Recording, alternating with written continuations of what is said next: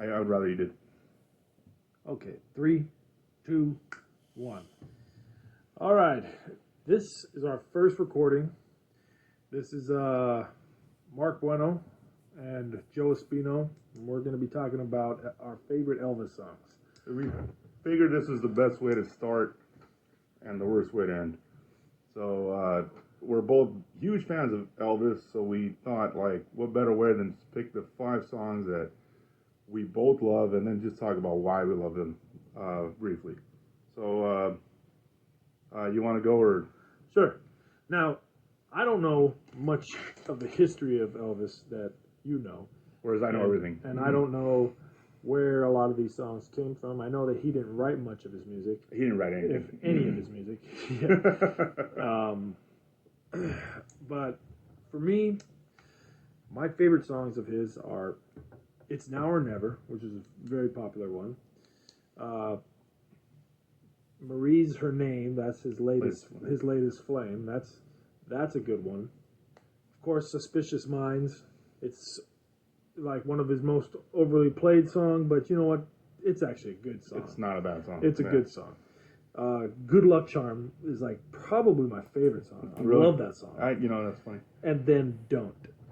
Really really slow and I love that song. Deep sounding song. It took advantage of his vocal. He was great singer. But for people who don't like Elvis, it's a song I feel nobody could have done that song like him. I don't think he gets enough credit as a vocalist. Yeah, and I've had a lot of arguments. Well, and that, like I said, I don't know all of his history, but that kind of stuff is what makes me like Elvis. Is that, dude? The guy was just freaking talented. Yep. And I don't think that.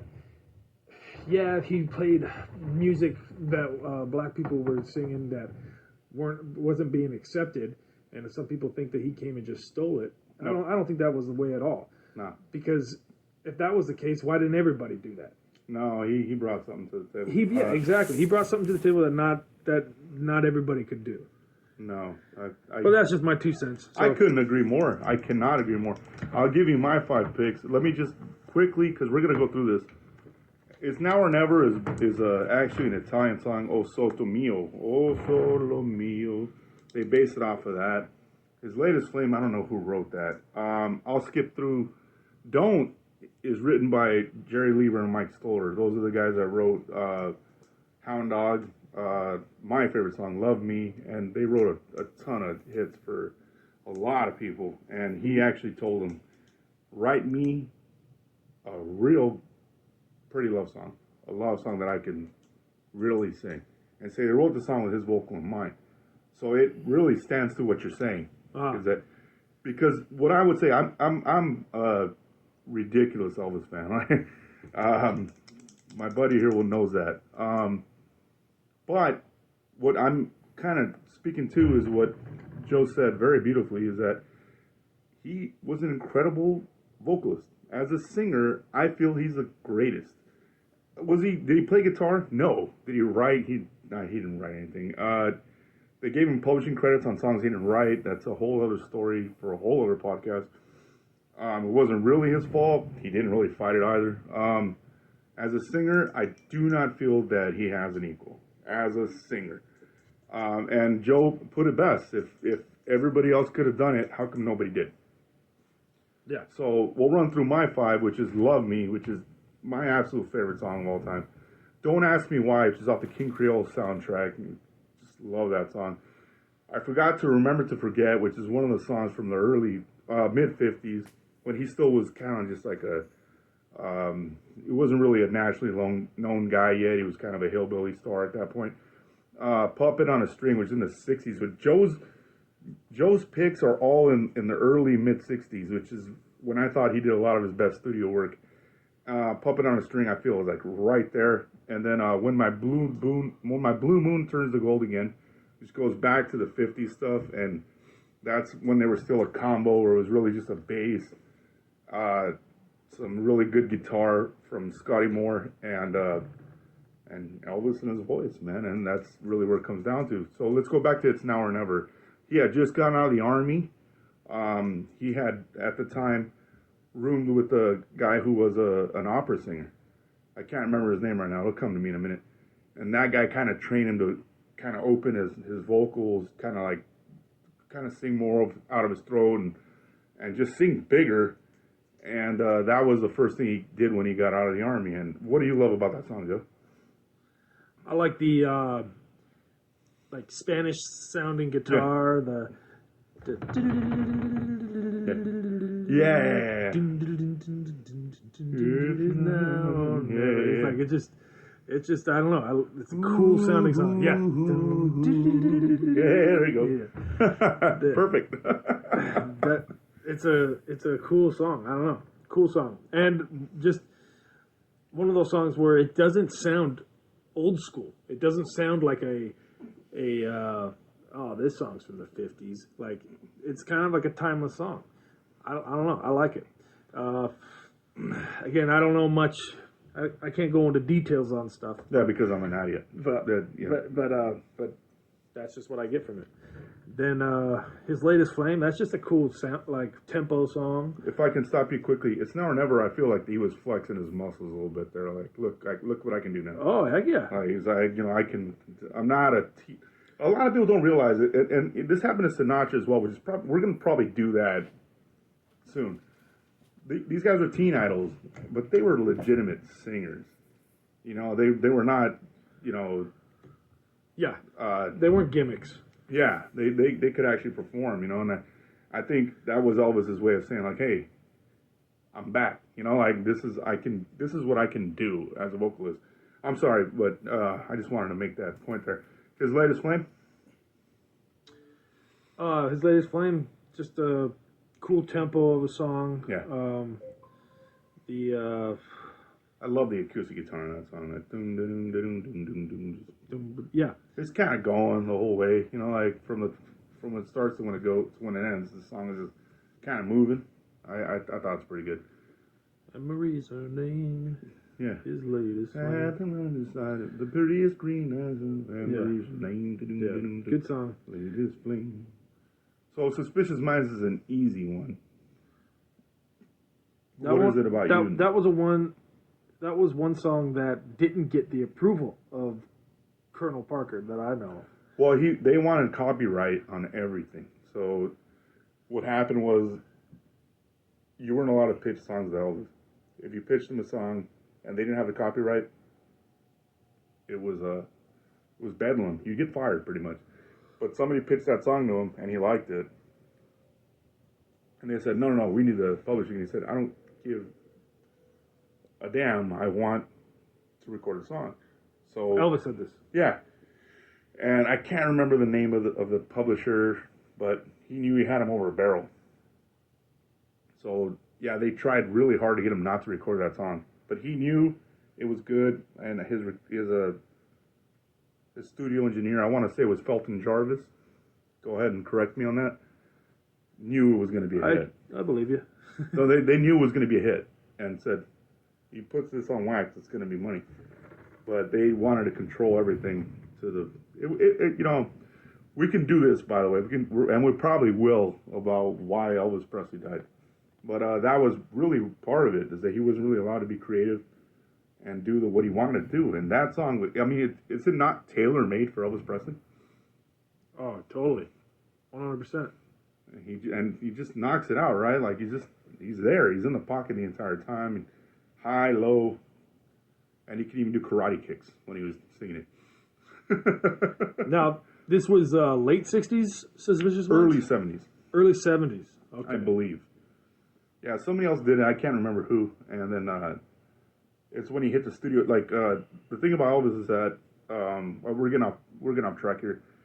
He was kind of locked up in movie contracts for most of the 60s, and it was like literally in 1970 where he was able to get out and started doing what he wanted to do, got back on the road, and then started recording music again.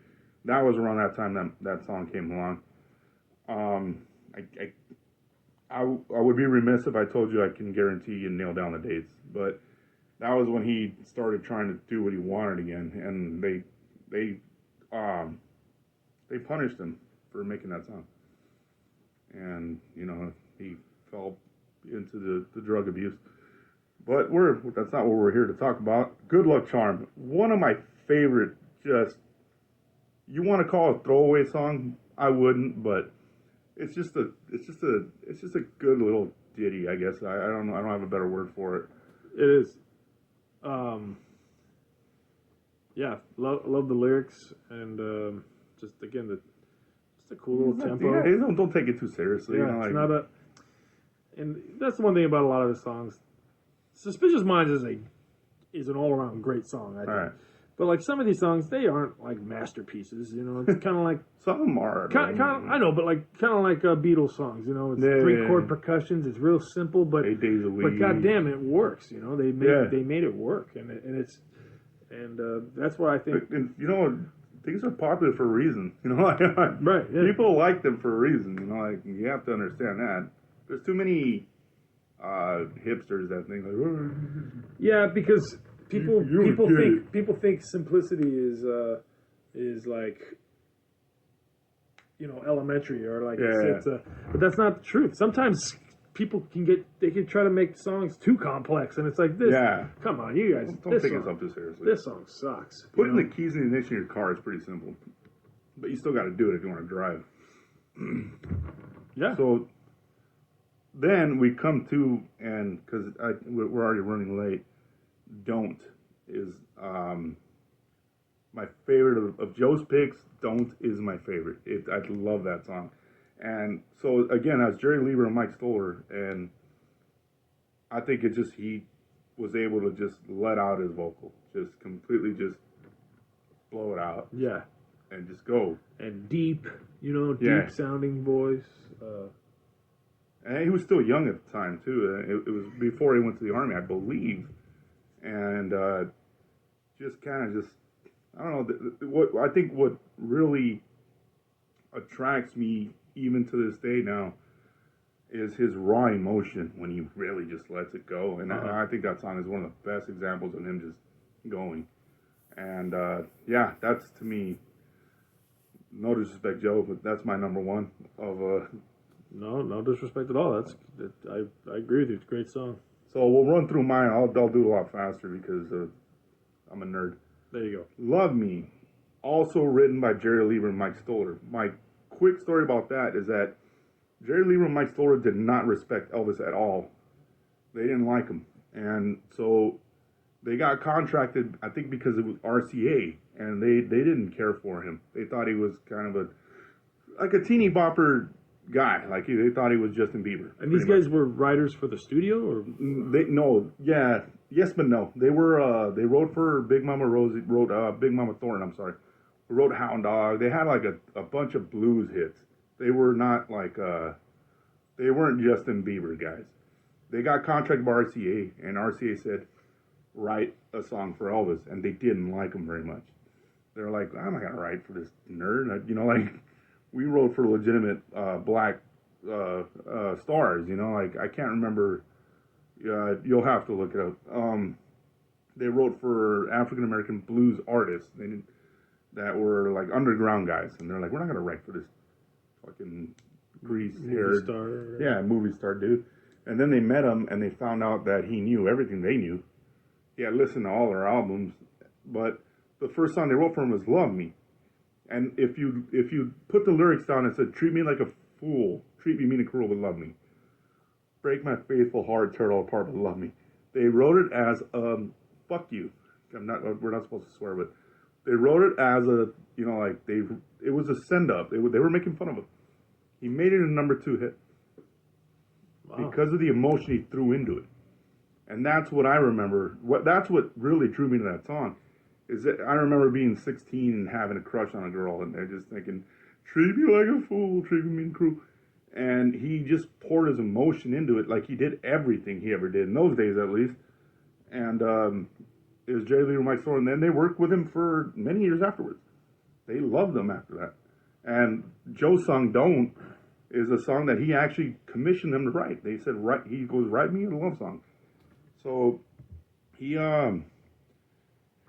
won them over, to say the least, but he was earnest, he's hardworking, and it comes back to what Joe said, incredible singer. So the next song is one nobody knows. It's called Don't Ask Me Why, and it's from the King Creole soundtrack. It's my favorite movie, and Elvis's favorite movie, starring Elvis. And it was just one of these kind of throwaways that he did, and kind of like what Joe said. It's not it's not a social justice piece. It's not changing the world, or it's just a guy just singing "I love you, don't ask me why," and him just that vocal, man. What it comes down to for me is just that singular vocal that I think Elvis brought that nobody else could do. So the next one I got is I Forgot to Remember to Forget, which is this is back when he was in the Sun record days, when he was in his, I think he was 20 years old. And I just love it, man. Like, I just love that song. And Scotty Moore brings, it's really basic. And the executive producer just walked in. So the producer just came and told me that my time is short. It was just it's just a nice song where it's pretty simple, and then Scotty Moore has this just brilliant guitar solo where it's back in the days of Never Combo. It was just really just a bass guitar, an electric guitar, and Elvis's really bad acoustic guitar. I love the song. It's back when he was a teenager. So moving on, because we're running out of time here. Puppet on a String is the next one. And that goes to the kind of the era that Joe talks about, that in the 60s when he was basically just a studio artist. And he was just smooth. He was Dean Martin. He was Elvis. He was Frank Sinatra. He wrapped it all into one and could just really knock out a song. It's a pretty nice song. The arrangement's nice. There's an accordion. Not changing the world. I love that song. And then the last one, it goes back again to the early 50s stuff, is When My Blue Moon Turns to Gold Again. I love that song, man. And it's such a... Joe has actually heard me karaoke that song, though he probably doesn't remember because he was playing... he was shooting pool, and I was pretty drunk. I remember. the whole bar remembers. And it's one of my favorite songs. And again, just a great solo by Scotty Moore. And so this is we're running way late, but this is our start for this. But I can't think of a better topic to start. Yeah, to kick it off. And I agree. And we're going to have this conversation again. We're probably going to argue at some point, but... A lot more topics, a lot more... I believe Elvis to be the greatest vocalist avenues of our time. For Elvis, yeah. He couldn't play the guitar very well. He didn't arrange his music. He didn't write anything. But as a vocalist... I was just going to say, but he didn't need to. Yeah, he could kick everybody's ass there. Yeah. And we'll sign off now, but I got to leave you with this thought, because I've been saying it for 30 years now. He could do what most guys could do, and not everybody could do what he could do. I don't think Sinatra could cover Elvis. And I know we'll get some hate mail on that, and I'm fully come at me, man. But, this is our first stab at it. It sucked. We'll get better. Yeah. Hey, good. It was a good start. There's no better start than Elvis Presley, man. No, it's not. Thank you to Joe Espino. Thanks for listening. All right, guys. Because what I would say, I'm a ridiculous Elvis fan.